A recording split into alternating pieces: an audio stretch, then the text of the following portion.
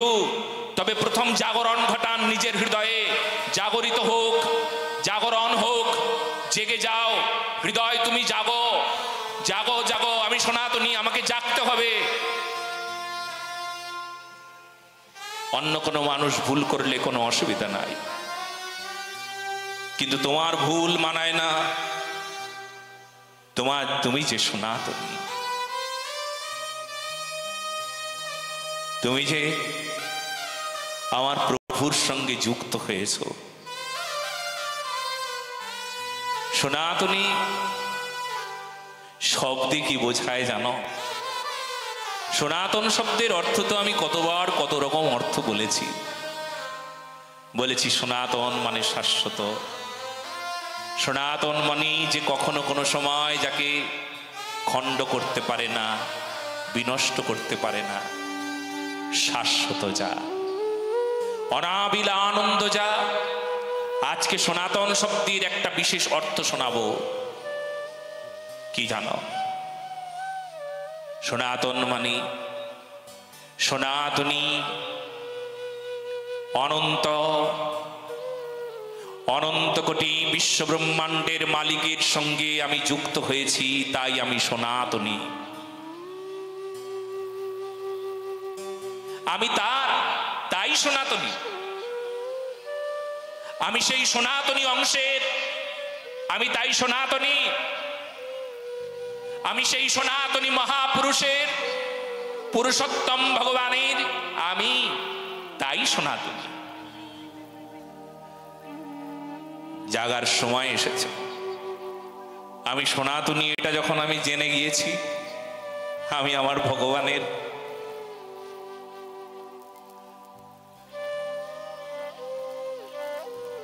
এটা জেনে যাওয়া, বাস ধর্ম রক্ষা সেই দিন থেকে শুরু হবে। জানি না তাই পিছিয়ে আছি,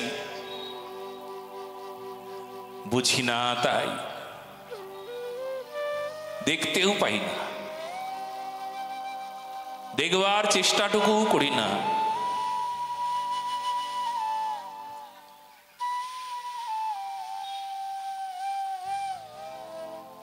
আমরা মনে করি এটাই বুঝি নিয়ম।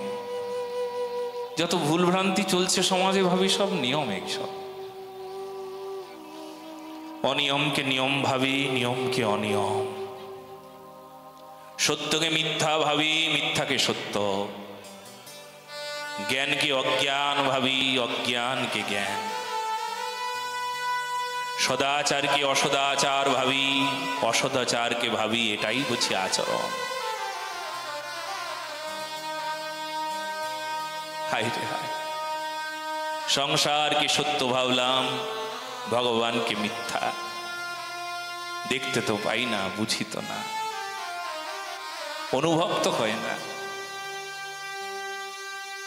আজকে একটা ছোট্ট বাচ্চা আমার কাছে এসেছিল, ইউটিউবে পাঠ শুনে তার বাবা, তার মা আর সেই ছোট্ট ছেলেটির সঙ্গে স্কুলের অন্যান্য বাচ্চাদের ঝগড়া হয়েছে। ইসলাম ধর্মের অন্য ছেলেরা বলছে, তোর ঠাকুরকে তুই দেখেছিস? তোর ভগবানকে তুই দেখেছিস কোনোদিন? ভগবান নাই। ছেলেটা উত্তর দিয়েছে আমার নাম করে, বলে যদি ভগবানকে দেখতে চাস তবে ওনার পাঠ শুনবি। আমি কোনোদিন ওকে দেখিনি, ও আমাকে দেখেনি, ও শুধু ইউটিউবেই আমার পাঠ শুনেছে। বলে প্রতিটি পদে পদে বুঝিয়ে দেবে ভগবান এখানে আছে, ভগবান ওখানে আছে, ভগবান এখানে আছে, ভগবান সর্বত্র আছে। ওইটুকু বাচ্চা বলছে, বলো না গো।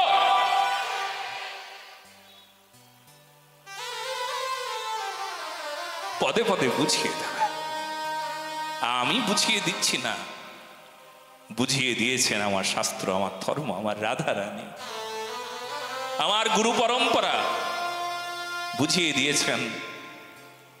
তারে দেখতে হলে সাধনা চাই, অনুভব করতে হলে সাধনা চাই, তাকে স্পর্শ করতে হলে সাধনা চাই, তাকে কাছে পেতে হলে সাধনা চাই।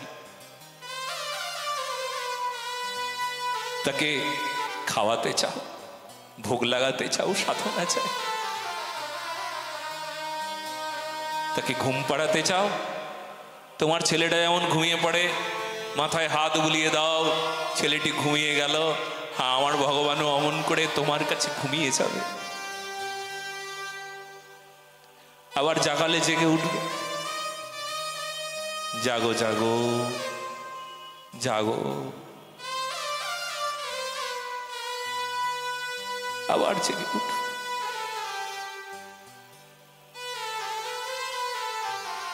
সাধনা চাই। তবে এই সাধনা হলো বিজ্ঞান। এই বিজ্ঞান যদি একবার জানো, না না না, মুখস্থ করলে বিজ্ঞান অনুভব হয় না, বিজ্ঞান জানা যায় না।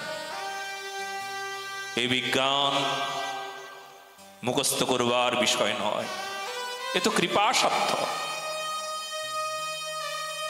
যার কৃপা হলো সেই পেল। কৃপাটা আবার কি বিষয়? কৃপু ধাতু আর আ প্রত্যয়। ব্যাকরণে ধাতুকে কৃপা শব্দটি, কৃপু ধাতু আর আ প্রত্যয়, মানে আ প্রত্যয় হলো অসমর্থকেই সামর্থ্য জুটিয়ে দেওয়া। যার সামর্থ্য নাই তাকে সামর্থ্য দেওয়া, যার যোগ্যতা নাই তাকে যোগ্য করে দেওয়া, এর নাম কৃপা। আর সেই কৃপা যদি একবার লাভ হয়, সেই কৃপা যদি একবার কেউ পায়, আহা,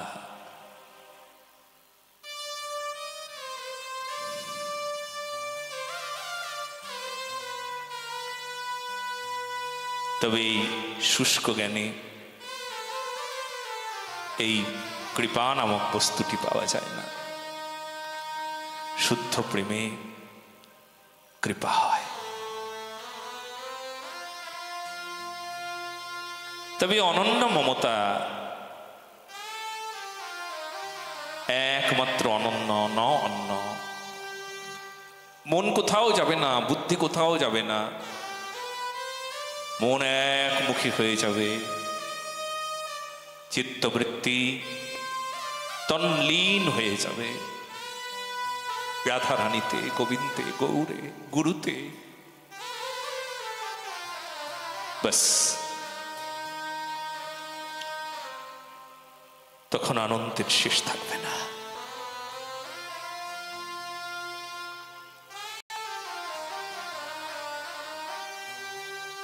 সেই জন্য সবাই শুনুন মন দিয়ে।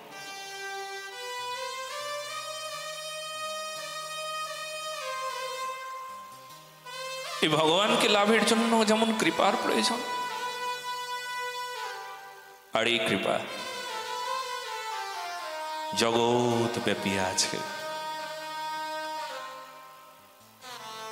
গ্রহণের মানুষ নাই, গোপন কথা বলে দিলাম।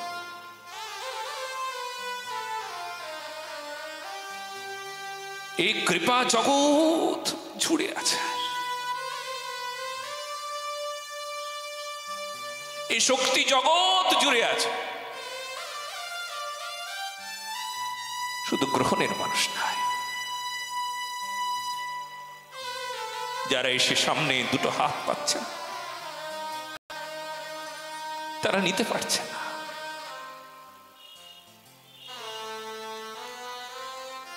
পাত্রও তো চাই। অপাত্রে কৃপা লাভ সম্ভব নয়, পাত্র চাই, পাত্র। সর্বত্র কৃপা, কোথায় নেই তিনি? অনন্ত যার নাম, অনন্ত কৃপা যিনি করতে পারেন, সেই ভগবান। তাকে লাভ করা কৃপা সাধ্য, তবে সেই কৃপা সবার সামনে অবস্থান করছে। কৃপা আছে কিন্তু ক্ষুধা নাই, মানে অনেকটা এই প্রকার। খাবার আছে কিন্তু ক্ষুধা নাই, জল আছে কিন্তু তৃষ্ণা নাই, দৃশ্য আছে কিন্তু চোখ অন্ধ। অপূর্ব দৃশ্য, আহা কি সুন্দর দৃশ্য, কিন্তু চোখ দুটোই নাই। পথ আছে, সুন্দর পথ, অনায়াসে সেই পথ হাঁটতে হাঁটতে খুব দ্রুত এক্ষুনি প্রিয়া প্রীতমের কাছে পৌঁছে যাবেন, এই মুহূর্তে এক্ষুনি যাবেন। কিন্তু সমস্যা কি? যাকে পথ বলা হচ্ছে সেই মানুষটারই দুটো পা নাই, পঙ্গু। তবে এই পঙ্গুটাকেও গিরি লঙ্ঘন করাতে হয়,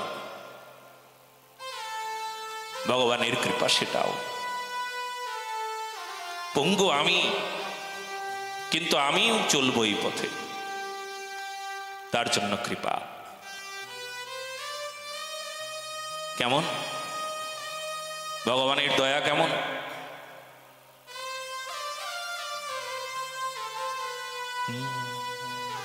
মুকম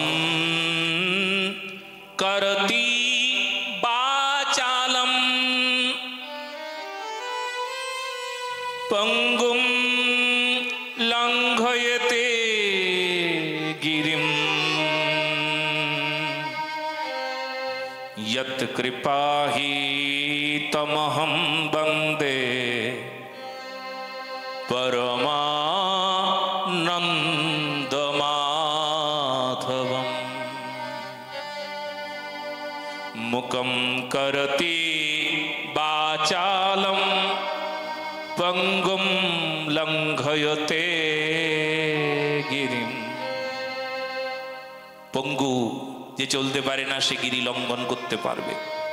মুকম করতি বাচালম, মুখ যে কথা বলতে পারে না, বাক শক্তিহীন, সেও কথা বলবে, বাচাল হয়ে যাবে। রাধা রাধা বলতে বলতে পাগল হয়ে যাবে, কৃষ্ণ কৃষ্ণ বলতে বলতে পাগল হয়ে যাবে। আহা, আমার ভগবানের এমন কৃপা। সেই জন্য মনে রাখতে হবে, সেই নিকৃষ্টতম যে ব্যক্তিটি আছে না, সব চাইতে পাখণ্ডী, সব চাইতে পাপী, সব চাইতে অত্যাচারী, ধর্মের উপর অত্যাচার করে, খুব খারাপ খুব খারাপ, কিন্তু সেই মানুষটাও যদি আমি হই, তবুও ধার্মিক হব, তবুও রাধারানী পাব। মুখ হব, মুখেও বাচাল হব। পঙ্গু হয়ে আছি কিন্তু গিরি লঙ্ঘন করব। রাধারানী যেখানে আছি সেখানে যাব। কি করে গো? বলে জানাও। আমি অধম সেটা জানালেও আত্যন্তিক কল্যাণ হয়ে যায়, মঙ্গল হয়ে যায়। আমি অধম সেটা যদি জানিয়ে দিয়েছ, আমি অধম সেটা যদি বলেও দিয়েছ একবার, তবুও সত্য বলেছ। অপরাধ করবার পরও যদি কেউ বলেছ, যদি করি অপরাধ তথাপিও তুমি নাথ, সেবা দিয়া রাখো চরণে।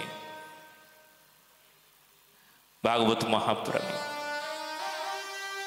10ম স্কন্ধে 9ম অধ্যায়ে 13 আর 14 নম্বর মন্ত্রে বললেন, ন চান্তর্ন বহির্যস্ব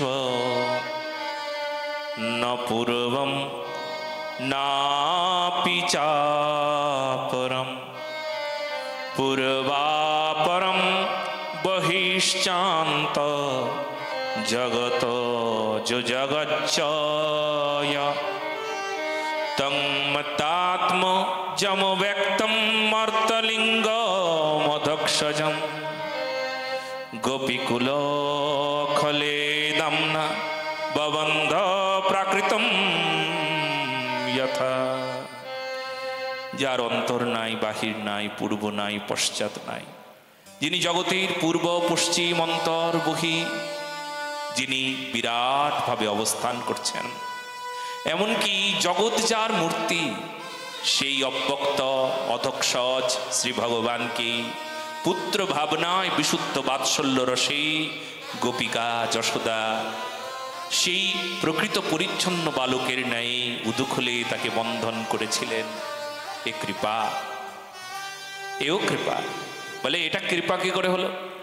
বলে দেখো, যতক্ষণ পর্যন্ত গোপালকে না বাঁধতে পারলেন, ততক্ষণ পর্যন্ত চেষ্টা চালিয়ে যাচ্ছিলেন। ভাগবত মহাপুরাণী এই চেষ্টার দিকে তাকিয়ে শ্রী সুখদেব মহারাজ বলেই ফেললেন, পরিশ্রমম দৃষ্টা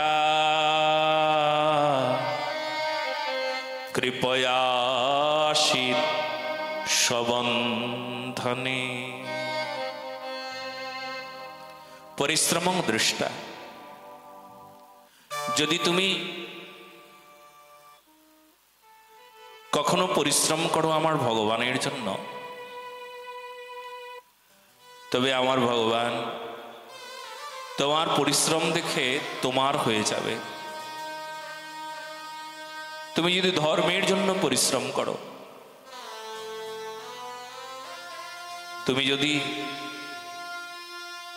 ভগবানের জন্য পরিশ্রম করো, গুরুদেবের জন্য পরিশ্রম করো, ধর্ম রক্ষায় পরিশ্রম করো, তবে ভগবান তোমার।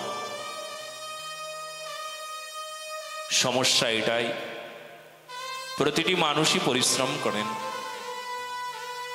তবে তাকে জিজ্ঞেস করুন কেন পরিশ্রম করে। সবার আগে পেটটা দেখিয়ে বলবে এই পেটের জন্য পরিশ্রম করি। তারপর যদি সে মানুষটাকে আরো বেশি করে বলা হয়, তবে দ্বিতীয় বলবে, সত্য কথা বলবে, সংসার আছে তাই পরিশ্রম করি, ছেলে আছে, মেয়ে আছে, বৃদ্ধ পিতা মাতা আছে তাই পরিশ্রম করি, টাকা ইনকাম করছি সংসারের জন্য, পরিশ্রম করছি। তবে এই পরিশ্রমের কারণ সংসার, তুমি নও প্রভু। আপনি বলুন তো আপনার সারাদিনের পরিশ্রমের কারণটা কি? বলুন বলুন। ও মা, তোমরা যে সারাদিন রান্না করো, সকালে রান্না করতে সব আয়োজন করো তোমরা, দুপুরবেলা রান্না করার কত আয়োজন, আবার দুপুর খাওয়া দাওয়া হয়ে যাওয়ার পর আবার বৈকালী সময়ে আবার আয়োজন, রাতের বেলা আবার নৈশ ভোগের জন্য কত আয়োজন। ও মা, সত্যি করে বলো তোমা, এই আয়োজনের প্রয়োজনটা কি? নিজের পেট, ছেলের পেট, মেয়ের পেট, স্বামীর পেট, পেট ভরার জন্য তুমি এত কষ্ট করো?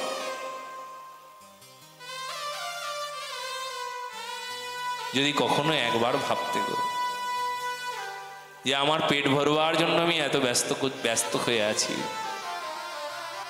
এত পরিশ্রম করছি, আমার পেট ভরবার আগে যদি একটু রাধারানীকে সামনে দিতুম, আমার মাধবকে সামনে দিয়ে বলতুম, ও রাধা মাধব, ও রাধানাথ, ও বাকে বিহারী, ও গোপীনাথ, ও রাধা গোপীনাথ, একটু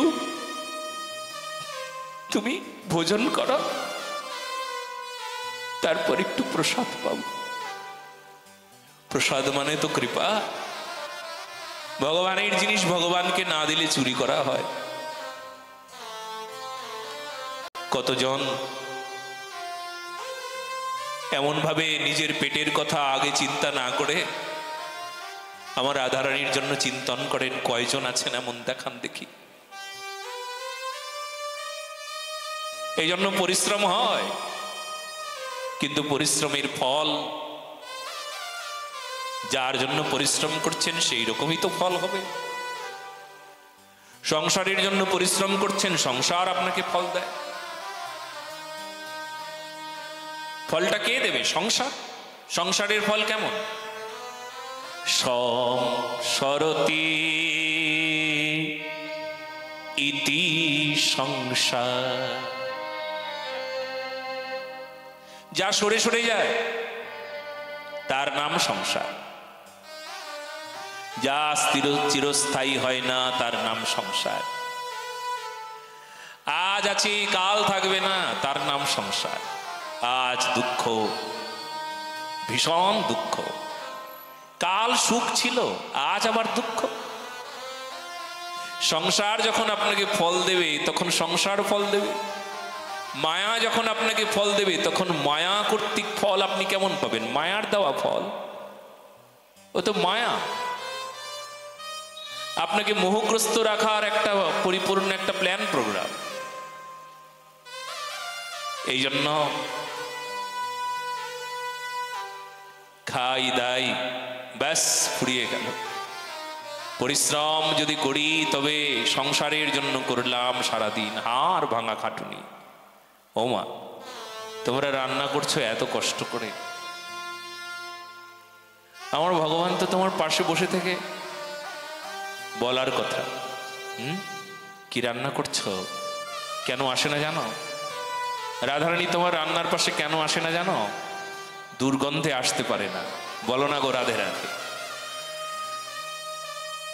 রাক্ষসী স্বভাব, রাক্ষসী মনোবৃত্তি, সেই জন্য ভগবান তোমার পাশে এসে বলে না, কি সুন্দর রসুই করছিস রে, বাহ খুব ভালো, তো ভোগ লাগাবি আমাকে? খুব খিদে পেয়েছে, খুব খিদে পেয়েছে, ভীষণ খিদে পেয়েছে, আর পারছি না। হ্যাঁ, কতজনার কাছে এসেই ভগবান দুটো হাত অমন ভাবে পেতে নিল। শ্রী রাধা কুণ্ডে রাধা বিনোদ ভগবান শ্রী লোকনাথ গোস্বামীর সামনে এসে দুটো হাত পেতে বলল, আমার বড় খিদে পেয়েছে গো। দাঁড়িয়ে আছেন রাধা বিনোদ। লোকনাথ গোস্বামী পাদ হাসতে হাসতে বলছেন, খিদে তোমার পায়? তোমার না ক্ষুধা নাই, তৃষ্ণা নাই, খিদে পায় তোমার? রাধা বিনোদ বলছেন, লোকনাথ পায়। কখন পায় জানো? যখন তোমার মতন কেউ ভক্ত তার ভক্তি দেখে তখন তার কাছে খিদে পায়, তাকে দেখলেই খিদে পায়। ভক্তের ভাব, আর সেই ভাব দেখে ভগবান ক্ষুধার্ত, ভগবান তৃষ্ণার্ত। আশ্চর্য ব্যাপার। এই বিষয়টা ভালো করে বুঝুন। সেই জন্য বিচারের বিষয় আছে। প্রথমে বললাম ভোগ লাগালেই হয় না, প্রথমে বললাম পূজা করলেই হলো না, ধর্ম রক্ষার জন্য আরো বেশি সচেতন হতে হবে আপনাকে। কেবলমাত্র দ্বাদশাঙ্গী তিলক করলেই হলো না, ধর্ম রক্ষায় আরো সচেতন হতে হবে আপনাকে। কিছুতেই ধর্মের এইটুকু এক বিন্দু ক্ষতি হতে দেব না। যেমন আমার সংসারের কাউকে ক্ষতি হতে আমি দেখতে পারি না। আমার ছেলের ক্ষতি হলো, আমার সংসারের কেউ ক্ষতি করলো, আমার সম্পদ সম্পত্তির কেউ ক্ষতি করলো, এটা যেমন আমি দেখতে পারি না, ঠিক তেমনি ধর্মের এই এক বিন্দু ক্ষতি হবে আমি সইব না। আজকে যখন স্কুল থেকে আসছিলাম ক্লাস নিয়ে, তখন একটা কথা আমাকে খুব খুব আমার কাছে ওই কথাটা অনেকক্ষণ ভাবিয়ে তুলল, খুব খুব খুব খুব ভাবিয়ে তুলল।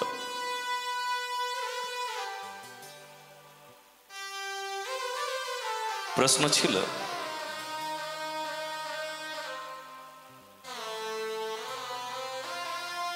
যারা যারা আমাদের ধর্মকে টিকতে দিচ্ছে না, ভালো করে শুনবেন, যারা বাধা বিপত্তি সৃষ্টি করছে, শিক্ষা ব্যবস্থায় যারা ধর্মকে প্রবেশ করতে দিতে যারা নারাজ, যারা আইন দেখিয়েও 31 নম্বর যে আইন আছে 30A আর 30 নম্বর একটা আইন আছে, যে আইন দেখিয়ে কেবলমাত্র সনাতন ধর্মের মানুষদের বঞ্চিত করে সেই আইনটি দেখিয়ে দিয়ে বলতে পারে, দেখুন এই আইন আছে। কেবলমাত্র সংখ্যালঘু যারা ভারতবর্ষের, যারা খ্রিস্টান, যারা ইসলাম, যারা বৌদ্ধিস্ট, তারাই একমাত্র স্কুল কলেজে তারা ধর্ম শিক্ষা গ্রহণ করতে পারে, ধর্মের স্কুল তৈরি করতে পারে। সরকার সহযোগিতা করবে। কখনো হিন্দুরা এই সুযোগ পাবে না। খ্রিস্টানরা খ্রিস্ট মিশন তৈরি করতে পারে, ইসলামীরা মাদ্রাসা তৈরি করবে, সরকার সহযোগিতা করবে। কিন্তু হিন্দুরা ধর্ম শিক্ষায় বঞ্চিত থাকবে। স্কুলে ধর্ম শিক্ষা হবে না। 30 ধারাটা শুনবেন, এটা 30A ধারা। 30 ধারাটা শুনবেন।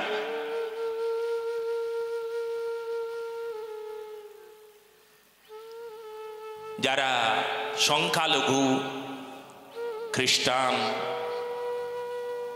ইসলাম ধর্মী, তারা তাদের যে অর্থ, ধর্মী যে অর্থ তারা ভিক্ষাতে লাভ করেছে, যদি কোনো ওয়ারিশ না থাকে তবে তাদের মধ্যেই সেটা বন্টন করা হবে, ধর্ম রক্ষায় তাদের বন্টন করা হবে। আর হিন্দুদের কোন মন্দিরের ভিক্ষা যদি পরবর্তীতে কোনো ওয়ারিশ না থাকে, কোনো মালিকানা নাই, তবে সেটা সরকারের খাতে চলে যাবে। হায় রে হায়, তোমরা বঞ্চিত, তোমরা অবহেলিত, তোমরা উপেক্ষিত। ও হিন্দুরা, এবার জাগো। তোমরা উপেক্ষিত, তোমরা বঞ্চিত, তোমরা অবহেলিত, তোমাদেরকে অবহেলা করা হয়েছে। 1950 সন, 1950 ডিসেম্বর মাস, সর্দার বল্লভভাই প্যাটেল ইনি দেহ রক্ষা করল। সর্দার বল্লভভাই প্যাটেল যখন দেহ রক্ষা করল, তখন ভারতবর্ষের করুণ পরিস্থিতিতে কি হলো জানেন? জওহরলাল নেহেরু সংবিধানের মধ্যে প্রবেশ করালো 30A আর 30 ধারাটা। ওনার মৃত্যুর পরপরই 1947 পর বারবার চেষ্টা করেছিল এই ধারাগুলো ভারতের সংবিধানে প্রবেশ করানো হোক। সর্দার বল্লভভাই প্যাটেল একমাত্র সনাতনী হৃদয় নিয়ে চিৎকার করে বলেছিল, না না, এই ধারা কখনো কোনো সময় সংবিধানে প্রবেশ হবে না। আর যদি হয় তাহলে হিন্দুরা বঞ্চিত হবে, অবহেলিত হবে, তাদের মর্যাদার হানি হবে, সত্য সনাতন ধর্ম রক্ষায় তাদের হৃদয়ে ঘা হবে। কিন্তু সেই সময় সর্দার বল্লভভাই প্যাটেল বলেছিলেন, তার জন্য 1947 থেকে শুরু করে 3টি বছর পারে নাই এই জওহরলাল নেহেরু সংবিধানে এই প্রকার প্রবেশ করাতে। তারপর কি হলো জানেন? তারপর সর্দার বল্লভভাই প্যাটেল কেমন করে খুব অল্প সময়ে চলে গেলেন। ভারতবর্ষে সংবিধানের ধারায় এটা প্রবেশ ঘটল। আমরা সংবিধানকে সম্মান করি, সংবিধান, ভারতীয় সংবিধান, আমরা তাকে মর্যাদা দিই। কিন্তু তাই বলে এমন ঘটনা ঘটবে? সংবিধানের ধারা এমন হতে পারে? এত অমর্যাদা, এত অবজ্ঞা, এত অবহেলা হিন্দুদের প্রতি, এত অত্যাচার। জানেন, আজকে আমরা অমন করেই পিছিয়ে গেছি, চিরকাল পিছিয়ে আছি। এবার আমরা আমরা তবুও সনাতনী। তবে খুব দ্রুত আপনারা দেখতে পাবেন, প্রতিবাদ না করলে কখনো কোনো দিন আপনার যোগ্য সম্মান আপনি পাবেন না। আন্দোলন চাই, আন্দোলন, কঠিন কঠোর আন্দোলন চাই। সবাই সিদ্ধান্ত টান টান করুন, একটু সোজা হয়ে বসুন। আন্দোলন চাই, আন্দোলন, কঠিন কঠোর আন্দোলন চাই। প্রশ্ন ছিল, ভারতবর্ষে এই প্রকার পরিণতি হতে চলেছে, পশ্চিমবঙ্গে এই প্রকার দৃশ্য আমরা আমাদের দেখতে হচ্ছে, এই প্রকার ভয়ঙ্কর দৃশ্য আমরা দেখছি। হায় হায় হায় হায়।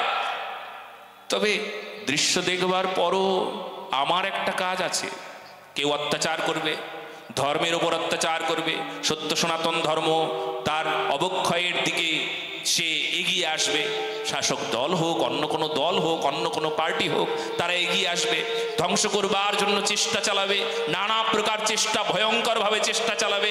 আর আমরা যদি সেই চেষ্টায় সম্মতি প্রদান করি, তবু আমরা কি প্রকার সনাতনী গো? আমরা যদি মাথা নিচু করে বসে থাকি, কেমন সনাতনী আমরা? অত্যাচার করছে, আমরা মাথা নিচু করে আছি। পাপ কর্ম করছে, আমরা মাথা নিচু করে আছি। আমাদের কোনো কথা নাই, মুখে কোনো শব্দ নাই। আরে আন্দোলন চাই, আন্দোলন, ভয়ঙ্কর আন্দোলন, বৃহৎ আন্দোলন, বিরাট আন্দোলন, ভয়ঙ্কর আন্দোলন। যে আন্দোলন দেখে, আরে শুনুন না, জনতার বৃহৎ শক্তি। জনতা কে জানো? জনতা বিপ্লবা যস্মিন প্রতিশ্লোকম শব্দবদ্ধবি নামানন্তস্য যশঙ্কতানি যৎ শৃণ্বন্তি গায়ন্তি গৃণন্তি সাধবা। কত বড় শক্তি জানেন? কত বড় শক্তি! জনাতন, এই জনতার শক্তি, মানবের শক্তি। আমরা যদি সবাই হাতে হাত রাখতে পারি, সবাই যদি আমরা মিলেমিশে থাকতে পারি, আমরা যদি আমাদের সত্য সনাতন ধর্মকে রক্ষার জন্য আমার হৃদয়টা যদি একবার উজাড় করে দিতে পারি, তাহলে কি হবে জানো? বিরাট শক্তি। আর সেই শক্তি দেখে কারুর ক্ষমতা নাই।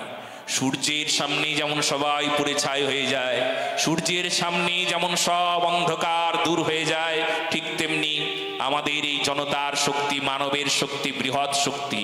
এই জন্য আন্দোলন চাই। কেউ মাথা নিচু করে চুপচাপ থাকলে হবে না, একদম না। উনি ভুল করবেন, আমি চুপ হয়ে আছি। উনি অন্যায় করছেন, উনি ধর্মের উপর লাঠি পেটা শুরু করে দিয়েছে, ধর্মের উপর অত্যাচার করছে, আমি চুপ করে আছি। আমি চুপ হয়ে আছি। না না, এইবার একটু সজাগ হতে হবে। ওই যে বললেন না, ইয়া নিশা সর্বভূতানাম তস্বাম জাগর্তিম সংযমে यस्वं जागृति भूतानि सा निशा पश्वतो मुने। गीता द्वितीय अध्याय 69 নম্বর এই মন্ত্র। এখন আমাদের জেগে উঠতে হবে।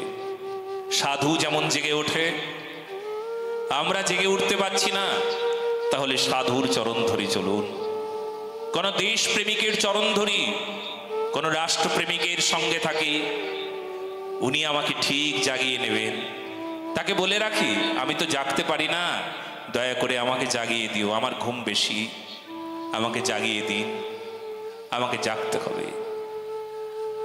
আমাকে ঘুমের মাঝেও স্মৃতি থাকবে, আমাকে জাগতে হবে। সকালবেলা জাগতে হবে, না জাগলে চলবে না। আর যে জাগতে না পারে, বেশি ঘুম যায়, কেউ তো ডেকে দেয়, মা বলবে ঠিক আছে তোকে আমি ডেকে দেবো। 2-4 বার গিয়ে মা বারবার বলে ওঠ ওঠ, মা আরেকটু ঘুমাই, দাঁড়াও আরেকটু ঘুমাই। এই তুই না বললি 5টার সময় ঘুরতে যাবি, তুই না বললি 5টার সময় হাঁটতে যাবি। ও মা, শরীরটা আজকে ভালো না। ঠিক ভালো শরীর, কিন্তু ঘুমে এতই কাতর, মায়া মোহে এতই কাতর যে কিছুতেই ওর ভালো ও নিজে জানে না। ও নিজেই বলে দিল আমার শরীরটা ভালো নাই, তাই একটু ঘুমিয়ে থাকি, আরো ঘুমাই আরো ঘুমাই। এই যে দিকটা না, এই দিকটাই হলো আমাদের জীবনকে শেষ করে দেওয়ার একটা বিশেষ দিক, ধর্মকে শেষ করে দেওয়ার দিক।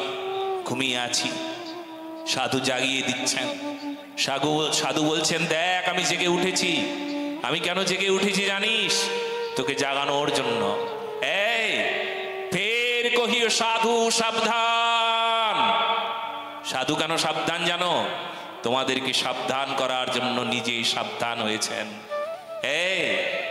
এই জন্য সাধুর চরণ ধরো, সাধুর কাছে এসো, সাধু সঙ্গ করো। যদি তুমি জাগতে চাও, কতকাল আর ঘুমিয়ে থাকবে? ধর্ম অবক্ষয়ের দিকে। ধর্ম কিন্তু আর ধর্ম নাই। ধর্ম আজ মলিন হয়ে গিয়েছে, ধর্মের পথটা পিচ্ছিল হয়ে গিয়েছে। একে ঠিকঠাক করতে হবে, একে বাঁচাতে হবে, একে রক্ষা করতে হবে। বলো না গো রাধে রাধে। তো সেই জন্য আমাদের সব চাইতে বেশি আনন্দের বিষয় এটাই যে আমাদের ধর্ম রক্ষা হবে।